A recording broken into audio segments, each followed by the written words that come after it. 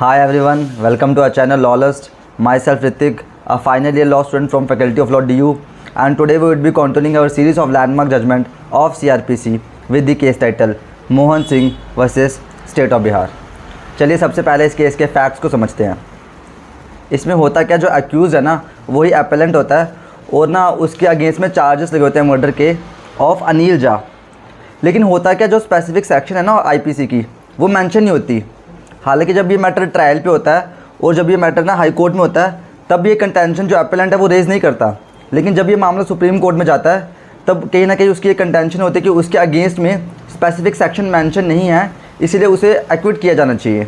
और यही इस केस का मेन इशू है जो कहता है can the conviction be set aside if the relevant specific section is not mention in the charges. जिसमें जो सुप्रीम कोर्ट है वो कुछ ऑब्जर्वेशंस हेल्प करती है। चलिए उन्हें एक एक करके पढ़ते हैं। पहले तो सुप्रीम कोर्ट कहती है कि जो हम जो चार्जेस फ्रेम करते हैं इनका पर्पस क्या होता है। इनका पर्पस होता है जो एक्यूज़ है उसे इंटीमेशन देने की कि उसने जो क्राइम किया उसका नेचर क्या है और क्या क्या उसके मेन इंग्रेडिएंट्स हैं, जो कि इसका पर्पस होता है चार्जेस जब हम फ्रेम करते हैं। और यही चीज़ हेल्ड हुई थी वीसी शुक्ला वर्सेस स्टेट के केस में जो 1980 का केस है। सेकंड ऑब्जर्वेशन जो इसमें कोर्ट देती है वो ये है कि ना जब हमने कहीं ना कहीं जब हमने चार्ज मेंशन किया है ना तो हमने कि इनडायरेक्टली ना उसके सारे इंग्रेडिएंट्स मेंशन कर दिए हैं। जैसे ये सेक्शन ये सेकंड पॉइंट बोलता है in the charge it has been clearly mention that the accused appellant has committed the murder of Anil Jha. So by mentioning that the accused has committed the murder of Anil Jha, all the ingredients of the charge has been mentioned and the requirement of section 211 subsection 2 has been complied with।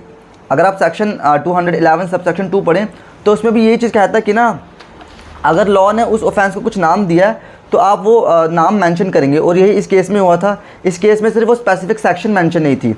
तो कहीं ना कहीं जो सारे ingredients हैं जो offence हम इस केस में जो अपेलेंट ने किया वो सेटिस्फाई हो रहे हैं। और इसीलिए जो कोर्ट है वो इस व्यू पे आती है कि किसी भी तरीके की कोई प्रेजुडाइस कॉज नहीं हुई है अक्यूज़ को, इसीलिए जो अपील थी वो डिसमिस कर दी जाती है। यही मेन ऑब्जर्वेशन थी इस केस की। और बाकी इसी तरह आप हमारी लैंडमार्क जजमेंट की सीरीज़ को सपोर्ट करने के लिए हमें फॉलो कर सकते हैं। Thank you.